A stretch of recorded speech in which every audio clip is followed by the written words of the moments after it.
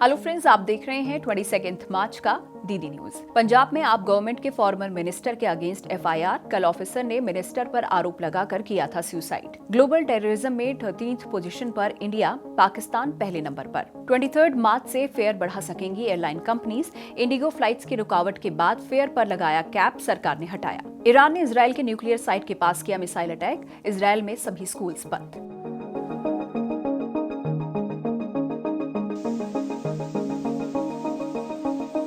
पंजाब में वेयरहाउस के district manager Gagandeep Singh Randhawa suicide case में आप गवर्नमेंट के फॉर्मर मिनिस्टर लालजीत भुल्लर की मुश्किलें कम होती नजर नहीं आ रही हैं। गगनदीप सिंह रंधावा का परिवार लालजीत भुल्लर और उनके पिता सुखदेव भुल्लर को अरेस्ट करने की मांग कर रहा है। रंधावा की पत्नी उपिंदर कौर गवर्नमेंट स्कूल में टीचर हैं। उन्होंने अमृतसर में प्रेस कॉन्फ्रेंस कर कहा कि जब तक गिरफ्तारी नहीं होती वो पोस्टमार्टम और अंतिम संस्कार नहीं करेंगे।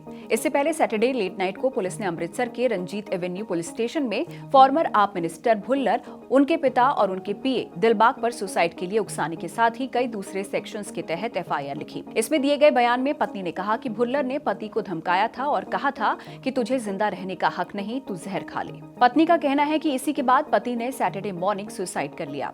सुसाइड से पहले रंधावा ने एक वीडियो भी सोशल मीडिया पर पोस्ट किया था, जिसमें उन्होंने आप मिनिस्टर लालजीत भुल्लर पर तंग करने का आरोप लगाया था और इसी के बाद आपने उनसे रेजिग्नेशन की मांग की थी।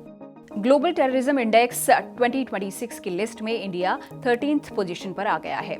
अर्लियर इंडिया 11th पोजीशन पर था। हमारे यहाँ पिछले एक साल में टेररिस्ट एक्टिविटीज 43% तक कम हुई हैं।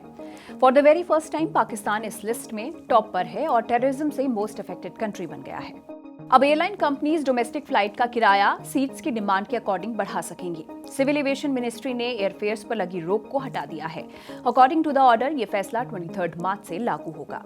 पिछले साल दिसंबर में इंडिगो की फ्लाइट्स में आई रुकावटों के बाद फेयर कैप लगाया गया था। गवर्नमेंट ने एयरलाइंस का मैक्सिमम फेयर ₹18,000 तय किया था। एयरलाइंस इससे ज्यादा दाम नहीं ले सकती थी, लेकिन अब जो ऑर्डर जारी हुआ है उसमें एयरलाइन फेयर पर लगा ये कैप हटा दिया गया है।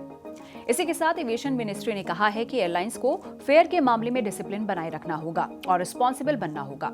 एयरलाइंस विल मेक श्योर कि किराया फेयर, ट्रांसपेरेंट और मार्केट कंडीशंस के हिसाब से हो। साथ ही पैसेंजर्स के इंटरेस्ट का भी ख्याल रखा जाए। एयर इंडिया अपने केबिन क्रू के लिए स्ट्रिक्ट हेल्थ और फिटनेस कंप्लायंस पॉलिसी लागू करने जा रही है। इसके तहत अंडरवेट, ओवरवेट या ओबीज एम्प्लॉइज पर एक्शन लिया जा सकता है। ये पॉलिसी 1 मई से लागू हो जाएगी, जिसके बाद बॉडी मास इंडेक्स यानी कि बीएमआई के अकॉर्डिंग फिटनेस एनालाइज किया जाएगा। इसमें 18 से 24.9 को नॉर्मल एंड एक्सेप्टेबल माना जाएगा। आज ईरान ने इजरायल के दिमोना और अरद शहरों पर कई मिसाइल्स गिराई हैं। इसमें अराउंड 100 लोगों के इंजर्ड होने की खबर है। बता दें कि दिमोना में इजरायल की महत्वपूर्ण न्यूक्लियर साइट्स भी हैं।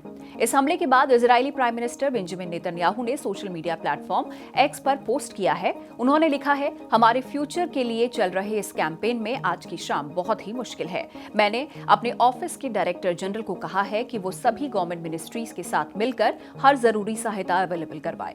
इसी के साथ इजरायल में सभी स्कूल्स को बंद कर दिया गया है और अब यहां सभी क्लासेस ऑनलाइन होंगी। 35 साल के बालेंद्र शाह रामनवमी के दिन यानी 27 मार्च को नेपाल के प्राइम मिनिस्टर की शपथ लेंगे। इसके पहले बालेंद्र शाह ने अपने इलेक्शन कैंपेन की शुरुआत जनकपुर से की थी, जिसे माता सीता का बर्थ प्लेस माना जाता है। हिंदू मेजॉरिटी वाली कंट्री नेपाल में बालेंद्र शाह के इन फैसलों की काफी चर्चा है। बालेंद्र शाह इससे पहले काठमांडू के मेयर भी रह चुके हैं। जम्मू यूनिवर्सिटी में पॉलिटिकल साइंस के सिलेबस में मोहम्मद अली जिन्ना पर एक चैप्टर शामिल करने को लेकर कंट्रोवर्सी हो गई है। ये चैप्टर एमए पॉलिटिकल साइंस के नए सिलेबस में minorities and the nation topic के तहत शामिल किया गया है, जिसमें जिन्ना को माइनॉरिटी लीडर बताया गया है। इस चेंज के बाद कुछ स्टूडेंट्स और ऑर्गेनाइजेशंस ने विरोध जताया और इसे सिलेबस से हटाने की मांग की है। विरोध बढ़ने के बाद यूनिवर्सिटी के वाइस चांसलर उमेश राय ने इस पूरे मामले की जांच के लिए एक कमेटी बनाई, जो कि सिलेबस का रिव्यू करेगी और अपनी रिपोर्ट सौंपेगी। वहीं प्रोटेस्ट कर रहे स्टूडेंट यूनियन का कहना है कि अगर माइनॉरिटीज के रिप्रेजेंटेशन की बात करनी है तो बीआर अंबेडकर या फिर अब्दुल गफ्फार खान जैसे लीडर्स को शामिल किया जाना चाहिए। आईपीएल 2026 शुरू होने से पहले चेन्नई सुपर किंग्स ने अपने फैंस को एक बड़ा सरप्राइज दिया है। सीएसके ने आज चेन्नई के चिपॉक स्टेडियम में रोड 26 नाम का एक मेगा इवेंट ऑर्गेनाइज किया है, जो कि आईपीएल हिस्ट्री का सबसे बड़ा प्री सीजन इवेंट है। इस स्पेशल इवेंट में सीएसके के लेजेंडरी प्लेयर्स एमएस धोनी और सुरेश रैना एक साथ नजर आए। करीब 19 से 20 फॉर्मर प्लेयर्स इस रियूनियन में शामिल हुए। खास बात यह है कि ब्रावो, हिडन और मुरलीधरन जैसे लेजेंड्स अभी राइवल फ्रेंचाइजी के साथ जुड़े हुए हैं। फिर भी सीएसके ने उन्हें इस इवेंट में बुलाया। इवेंट में करंट स्क्वाड की प्रैक्टिस, ओजी स्टार्स का मैच और ए आर रहमान का लाइव कॉन्सर्ट मेन अट्रैक्शन रहा। सीएसके 30 मार्च को राजस्थान रॉयल्स के खिलाफ अपना पहला आईपीएल मैच खेलेगी। येलो आर्मी एक बार फिर से ट्रॉफी जीतने के इरादे से मैदान में उतरने को तैयार है। प्यार में पड़े लोग क्या क्या कर गुजरते हैं। जर्मनी के विस्बाडेन में एक 15 साल के टीनेजर ने 14 साल की गर्लफ्रेंड को स्कूल पहुंचाने के लिए ट्रांसपोर्ट कंपनी की बस ही चुरा ली। कंपनी को पहले लगा कि कोई ड्राइवर गलती से बस ले गया, लेकिन पूछताछ करने पर ड्राइवर्स ने ऐसा कुछ नहीं बताया और तब ट्रांसपोर्ट कंपनी ने पुलिस को बताया और बस के जीपीएस को ट्रैक किया।